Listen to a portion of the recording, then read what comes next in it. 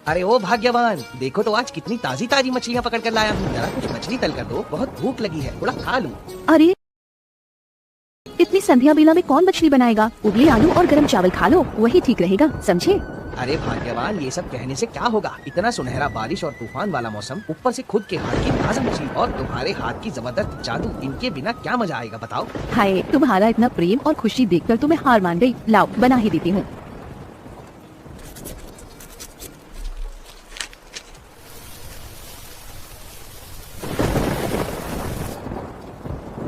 अरे भाग्यवान, तुम्हारे हाथ की बनी मछली से इतनी प्यारी खुशबू आ रही है, लगता है खाने से पहले ही मैं इस खुशबू में खो जाऊंगा। तुम्हारे खाने बनाने की कोई बराबरी नहीं कर सकता, समझी भाग्यवान?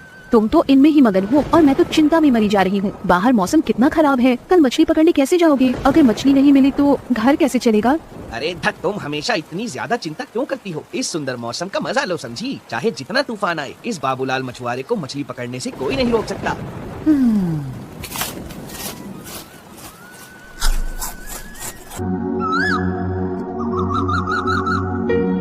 अगले दिन सुबह सुबह बाबूलाल मछली पकड़ने के लिए निकल पड़ा। नदी के बीच जाकर जाल बिछाकर मछली फंसाने का इंतजार करने लगा। कुछ देर बाद अचानक बाबूलाल ने एक प्यारे छोटे बच्चे को देखा। ये मैं क्या देख रहा हूँ? ये मासूम बच्चा इस गहरी नदी में क्या कर रहा है? जल्दी इसे उठाना होगा, नहीं तो कोई अनहोनी हो सकती है। ऐसा कहते हुए बाबूलाल उस बच्चे को उठा लिया और घर की ओर लौट पड़ा। अरे ये क्या, मछली पकड़कर नहीं लाए? और ये किसके बच्चे को ले आए हो? मैं मछली पकड़ने गया था, तभी अचानक देखा नदी के पानी में ये नन्हा बच्चा टूटी फूटी हालत में बहता चला आ रहा है। मुझे बहुत दया आई, इसलिए तुरंत घर ले आया। पता नहीं किस अभागे का बच्चा है ये। क्या कह रहे हो? जिस नदी में मछली पकड़ने गए थे, ये प्यारा बच्चा उसी नदी में बहता आया क्या? हाँ भाग्यवान, ऐसा ही हुआ। इस दुनिया में और क्या क्या देखना पड़ेगा, कौन जाने। खैर, जब तक इस बच्चे के असली माँ बाप का पता न चले, ये हमारे पास ही रहेगा। ठीक है भाग्यवान, तुम्हें कोई आपत्ति तो नहीं है ना? नहीं नहीं, मुझे कोई आपत्ति नहीं है। मैं तो कहूँगी भगवान ने खुद इसे हमारे पास भेजा है। तुम तो जानते हो मैं कभी माँ नहीं बन सकी।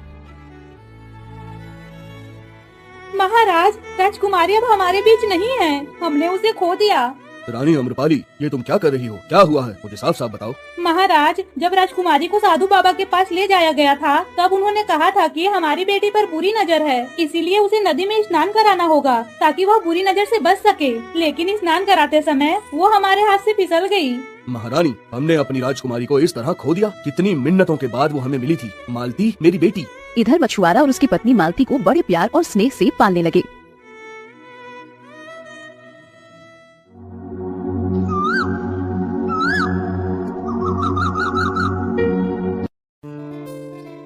ये क्या हो रहा है? क्या मैं अपनी आंखों से गलत देख रही हूँ या सूरज कहीं और से उग रहा है? जो लोग मुझे देख तक नहीं पाते थे, वो अचानक मेरे घर चले आए।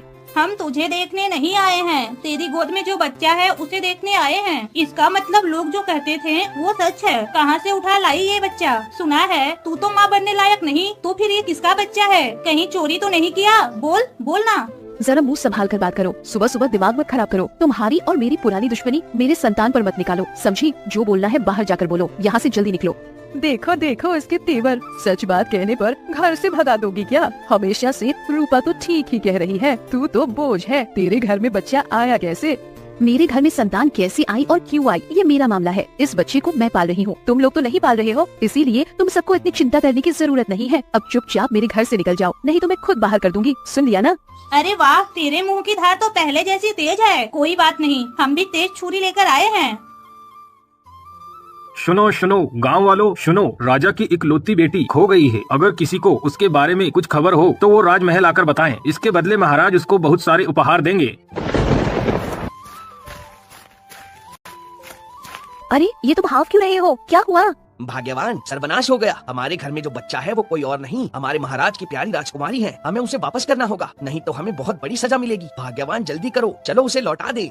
ये क्या कह रहे हो? इस बाज औरत के घर भगवान ने एक संतान भेजी और अब उसे भी लौटाना होगा? नहीं, ऐसा मत कहो। उसे मेरे पास ही रहने दो, वो मेरी प्यारी संतान है, मैं उसे नहीं दूंगी। कृपया करके मुझे उसे लौटाने के लिए मत कहो, दया करो।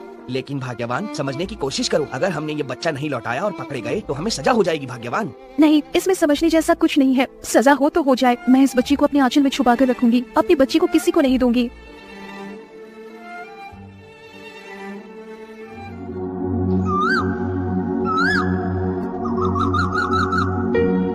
देखते देखते राजकुमारी छोटी सी 7 साल की हो जाती है। वो बहुत सुंदर और शरारती स्वभाव की थी। मिष्टी बेटी, अब तो पेड़ से नीचे उतरो, बहुत देर हो गई। तुझे नहला धुलाकर खाना खिला दूं। आजा बेटी, उतर जा अब। नहीं माँ, आज मैं नहीं उतरूंगी। तुम मुझे रोज खाना खिला के सुला देती हो, कभी मेरी सहेलियों के साथ खेलने नहीं देती। आज मैं भूलकर भी नीचे नहीं उतरूंगी। बस मैंने बोल दिया, आप जाओ, मैं अभी खेलूंगी। अच्छा ठीक है, मैं वादा करती हूँ, आज तुझे खाना खिलाकर नहीं सुलाऊंगी, खेलने जाने दूंगी। अब तो उतर जा बेटी। ले बेटी, जल्दी खा ले, सभी खाना ठंडा हो रहा है। ओहो माँ, आज भी वही चावल और सब्जी, ये सब मुझे अच्छा नहीं लगता है माँ। बेटी, तू तो जानती है ना कि हम कितने गरीब हैं। तेरे बाबा मछली पकड़कर जैसे तैसे घर चलाते हैं, इससे बेहतर खाना हम दे भी नहीं सकते बेटी। फिर भी कल तेरे बाबा से कहूँगी कि कुछ अच्छा लेकर आए। तुम तो रोज ऐसा ही कहती हो, लेकिन मैं कह रही हूँ, कल मैं मसालेदार मटन ही खाऊंगी, बता देती हूँ। खाना खाने के बाद मिष्टी अपनी सहेलियों के साथ खेलने चली जाती है। ओ राजू, आज हम क्या खेलेंगे?